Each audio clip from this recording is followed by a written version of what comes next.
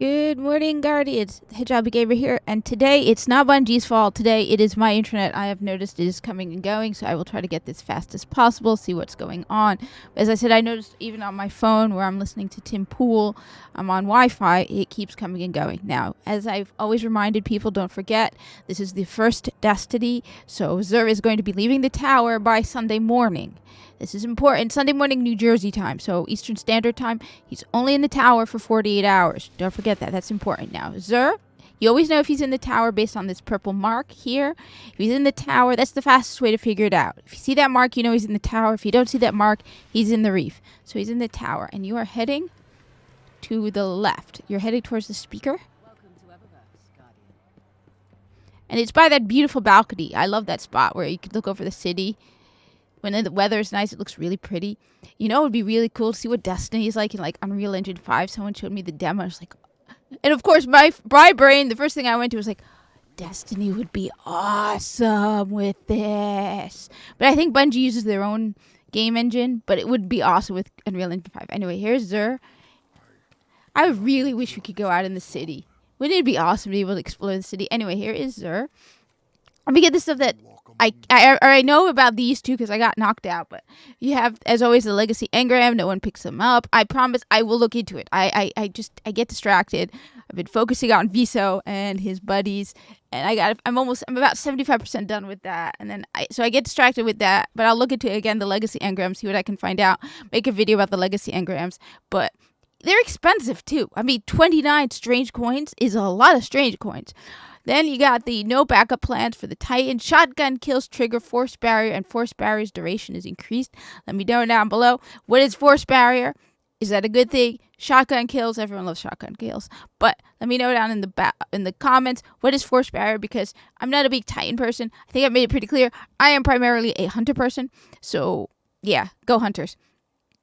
So let me know no backup plans. Then we've got for the hunter, the knucklehead radar, which radar remains visible while aiming primary weapons. I can see that in Crucible being a bit of help. Honestly, as I said, it doesn't seem like. Let me know if you use it often. I have knucklehead radar and I've used it a few times. It was, I think, one of the first exotics I got for my hunter.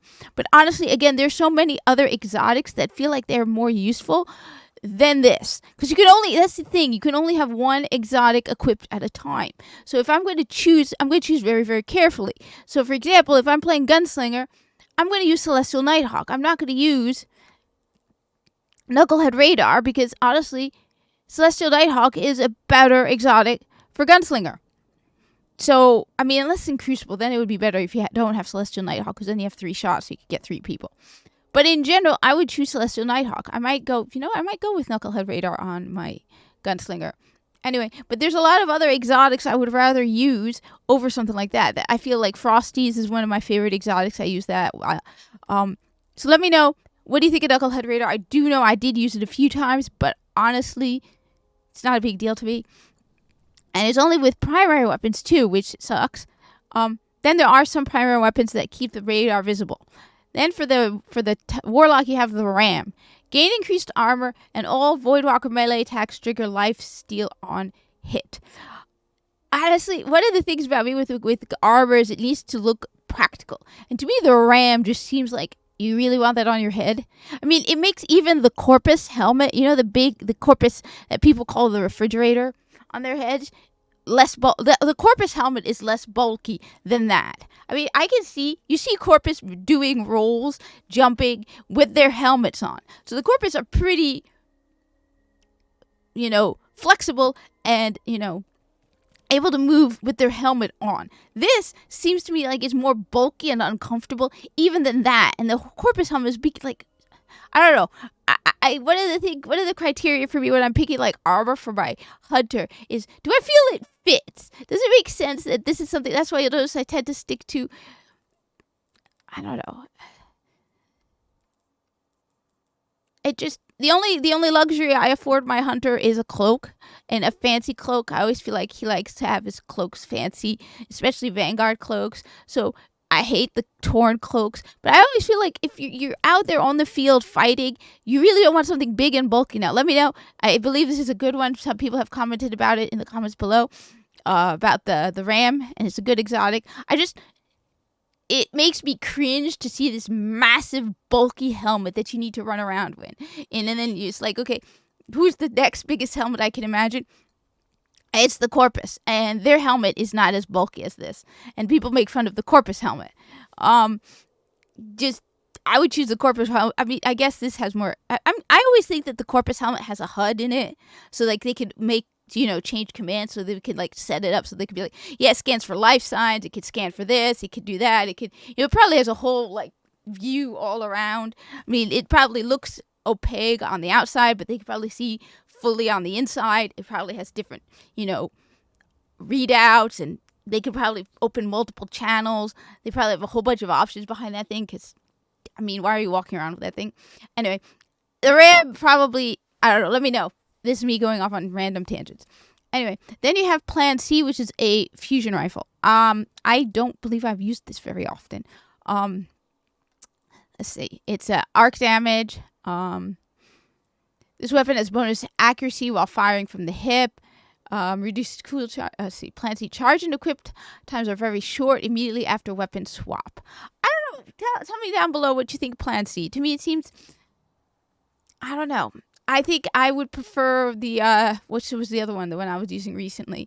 It was one I was using recently that it seems like not a very good one. Let me know what you think Plan C. I do definitely have it, because as I said, you get Grimoire score for every exotic you pick up, and you unlock the blueprint. So even if you don't think you need it, at least pick it up so you can unlock the blueprint. So let's say in the future, all of a sudden you're like, you know what? I want Plan C. So just pick it up just for that and for the Grimoire score. Let me know what you think of it. It looks cool. I like the knife in the front. It's like that's a fusion rifle with a that's just cool. It looks really, really cool. There's some YouTuber who has, there was someone who was on YouTube a few times making videos about, it's a real like gun expert talking about Destiny weapons, which was really cool. Anyway, then you have the Mida multi-tool again with Special Ops Ornament. I picked it up. I like the Mida. I remember using it a lot. It was one of my favorite scout rifles for a while. I used it a lot of Destiny 2. Though lately, I'm trying to flip around with my weapons. You get Special Ops, which is this one, which is very, very, very, very cool looking. I'm just saying, that is a very cool ornament. This is what it looks like without the ornament. It's cool, but it looks much, much cooler with the ornament. It's the Mida. It boosts speed and fires on a hair trigger. Then you have Lightweight, which will boost speed even more. The radar stays active while aiming down this weapon's sights, so you don't need Knucklehead radar because it's a primary and the radar stays active. I like Mida. I like it in Destiny 2 as well. I like Mida. And this just looks sweet. It just looks sweet. Come on, it looks sweet. Anyway, then you have the second one is the Trespasser, which and Fallen Assassin. Honestly, I don't remember using Trespasser very often. Mine isn't even fully unlocked. You get with Fallen Assassin. That's the ornament. You get Fallen Assassin. It's a burst sidearm, which I think I remember the few times I used it, I ran out of ammo pretty fast with it. This weapon fires bursts of bullets with deadly accuracy. Kills with this weapon grant enhanced motion tracker resolution for a short time. And then here, reloading after a kill causes the next burst to be longer, more powerful, super burst. Let me know what you think of it in the comments down below. I know I just remember using it and feeling like it ran out of ammo really fast. I remember running around, I think it was the Plague Lands, and it just ran out of ammo really fast. But that could be just me. So let me know what you think of Trespasser. It's an arc weapon. Fallen Assassin is a pretty cool one. Fallen Assassin isn't the good one. This is Fallen Assassin. Never mind. Ignore what I said. This is Fallen Assassin, and it sucks. That is one butt ugly ornament. I'm sorry, but that is an ugly ornament. That's without the ornament. This is Crucible Assassin. That's Crucible. Okay, that is cool. I want Crucible Assassin. I'm going to go pick up Crucible Assassin. That one is cool. So I got to get Crucible Assassin. Fallen Assassin. Yeah, that is just god awful. Where I could get. So anyway, then you get the usual curios. One can never have enough heavy ammo since. Never can have enough heavy ammo since. Just never enough. Never enough. And you know what? I'm going to go get Crucible Assassin. My Trespasser. So where you get the ornaments from is you get them from the Silver Dust store. which is next to Postmaster. You can also sometimes get them randomly in those Treasure of Ages boxes, or you could just spend the right over here. See, that guy was standing right there. Silver Dust Store. Not a toy shop. Hard oak.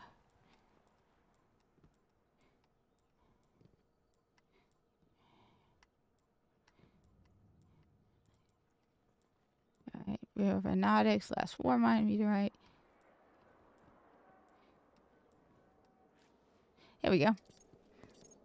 Finally spending some of my silver dust. All right, now Crucible Assassin. That's a cool one. That one looks cool. That looks cool. All right, thank you for watching. Like, comment, subscribe, share this with other Destiny people. I am off to do my Legacy Destiny video as well, because there are people who still play on Xbox 360 and PlayStation 3. And, oh yes, Xbox on Sunday. I will try to get out as early as possible. If you want to do Nightfall, raids, let's get something together. Let's get things going. Let's make Destiny cool. Anyway, I'd love to do the Nightfall. I'd love to do some raids. Hope to see you there. As I said, my gamer tag on Xbox is Feline Uprising. Next week I'll go with PlayStation. My gamer tag is Feline Revolution. If I haven't accepted your friend request, don't worry, I will accept it. I just take my time, because when I get on Xbox or PlayStation, the first thing I do is play video games and not look at the friend requests, because I want to play video games. Yeah. And yeah, anyway, hope to see you there.